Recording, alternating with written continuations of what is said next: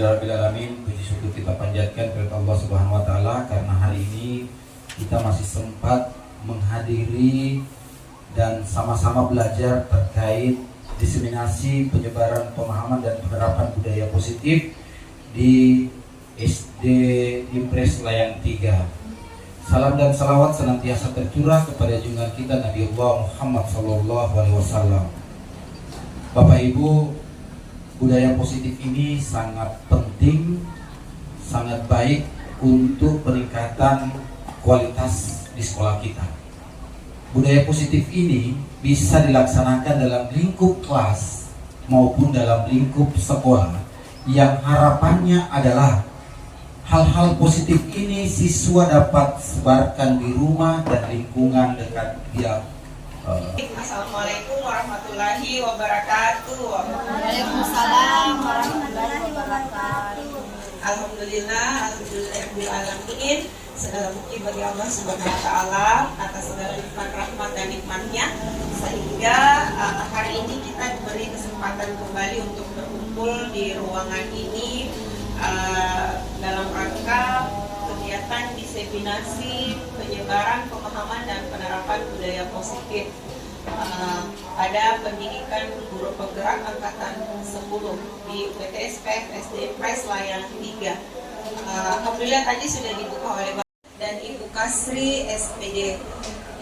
Untuk kegiatan hari ini kami berkolaborasi dalam penyebaran pemahaman penerapan budaya positif di sekolah kita UPTS SD Impres Layang 3. Ya, dalam penerapan diseminasi budaya positif di sekolah kita ini, saya berkolaborasi dalam rekan sejawat. Mengingat di sekolah kami ada 3 teman sejawat yang mengikuti program guru penggerak di angkatan 10 ini. Dalam teknis pelaksanaan diseminasi budaya positif ini, kami berkolaborasi. Pertanyaan pemantik yang mungkin bisa sedikit menambah semangat kita. Pertama, menurut Bapak Ibu, apakah hukuman dapat mendisiplinkan murid? Ada yang mau berpendapat?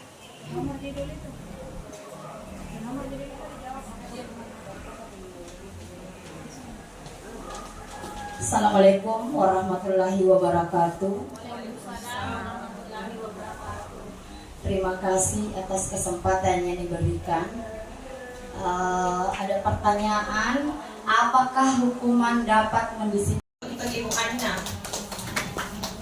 Jadi kembali saya bertanya kepada semua teman-teman, apakah kita setuju, sepakat kalau hukuman itu dapat mendisiplinkan murid?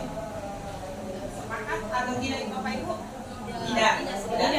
Oke, kami kunci jawaban untuk pertanyaan tematik pertama, tidak ya. Jadi insya Allah sebentar lewat pemaparan slide demi slide jawaban dari pertanyaan tematik di atas akan terjawab. Selanjutnya pertanyaan tematik kedua, apakah pemberian hadiah dapat menambah motivasi murid? Ibu-ibu setuju? Sepakat? Apakah bagi murid membawa dampak positif? Setuju? Setuju? Bisa dijelaskan alasannya, Ibu?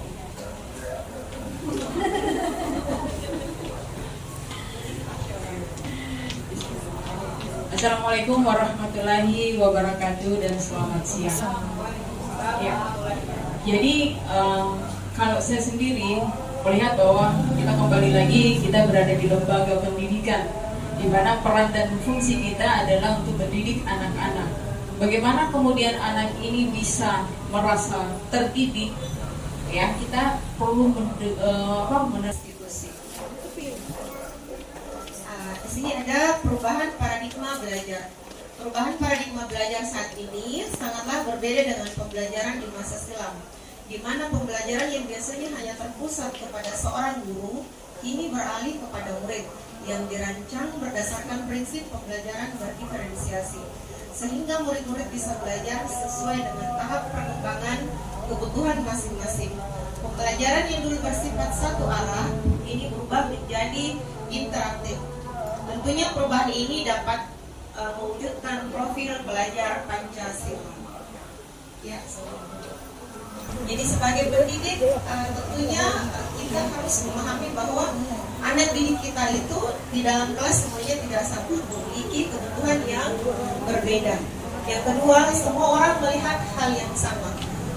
Dalam posisi kontrol ini kita diarahkan untuk berpikir bahwa setiap orang memiliki gambaran yang berbeda. Yang ketiga, kita bisa berapa bujuk kata apa ada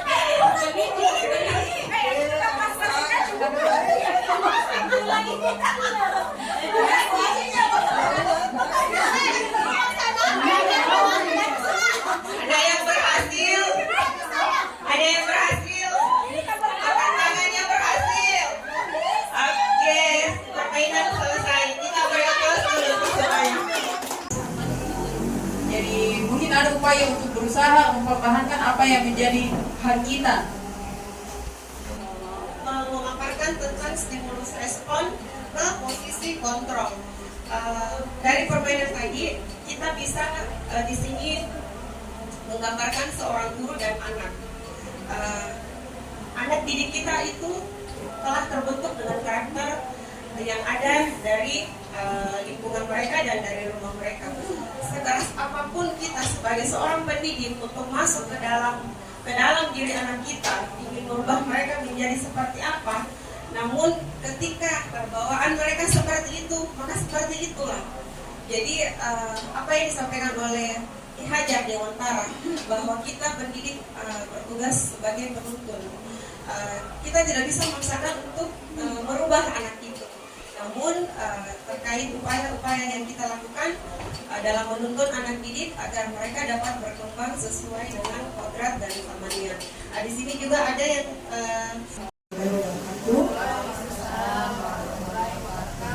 ya, saya akan melanjutkan pemaparan materi yang kami kolaborasikan. Disiplin berasal dari kata disiplina, yang artinya belajar. Disiplin mengacu pada disiplin diri yang memiliki tanggung jawab terhadap apa yang dilakukannya berdasarkan nilai-nilai yang diyakini. Kemudian disiplin positif, nilai-nilai kebajikan, nilai yang disepakati bersama lepas dari suku bangsa, agama, bahasa maupun latar belakangnya.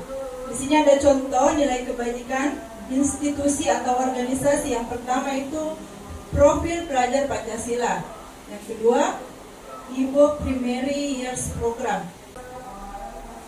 Nah, di sini ada beberapa kebutuhan dasar manusia. Yang pertama itu bertahan hidup. Yang kedua, kasih sayang dan rasa diterima. Ketiga, penguasaan. Keempat, kebebasan. Dan yang kelima, kesenangan.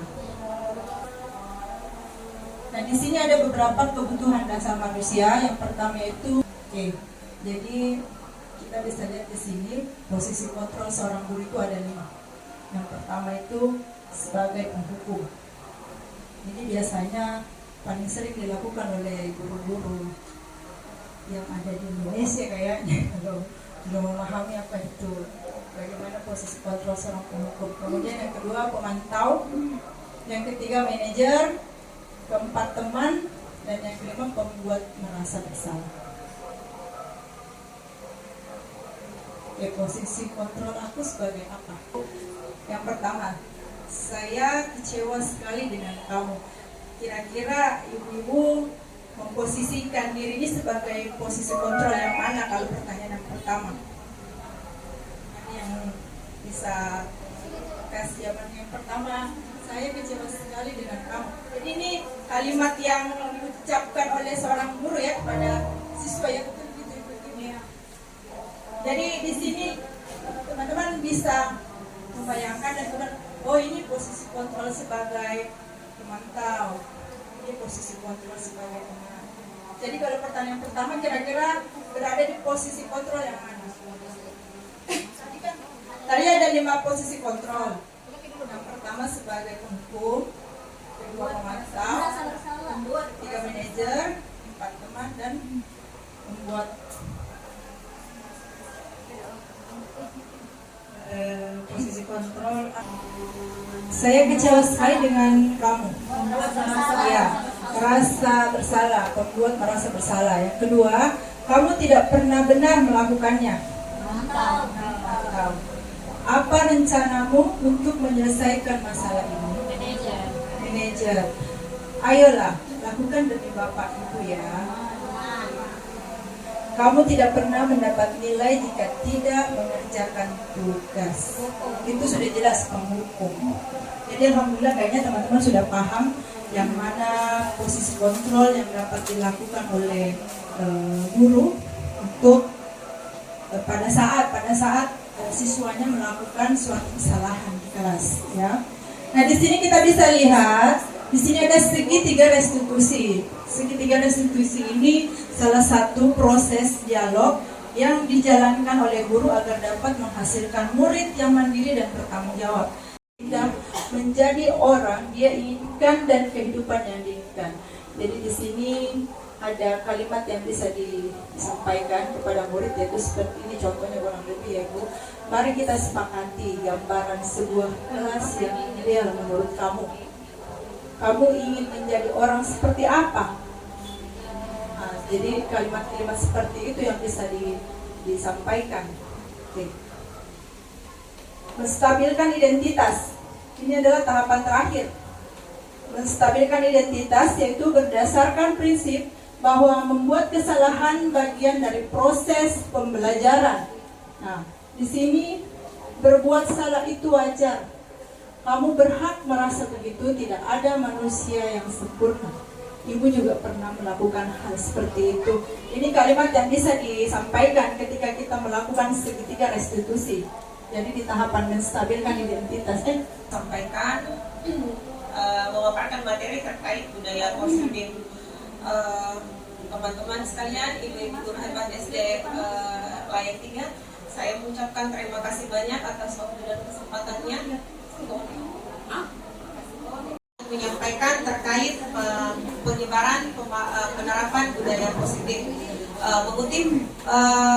Mengutip perkataan dari Dr. Wilson Delson, beliau mengatakan bahwa seorang pendidik sebaiknya menggunakan posisi kontrol sebagai manajer di dalam proses pembelajaran. Itu sebaiknya menurut ahli tersebut. Mengapa beliau mengatakan seperti itu? Bahwa karena dengan posisi manajer kita dapat menyelami anak-anak kita, memberikan mereka kesempatan untuk memikirkan solusi terkait kesalahan yang mereka lakukan. Jadi posisi kontrol menghukum, merasa bersalah, memantau posisi teman itu bukan posisi yang salah, namun sebaiknya kita menggunakan posisi kontrol sebagai manajer. Jadi kita di sini mengajak anak-anak untuk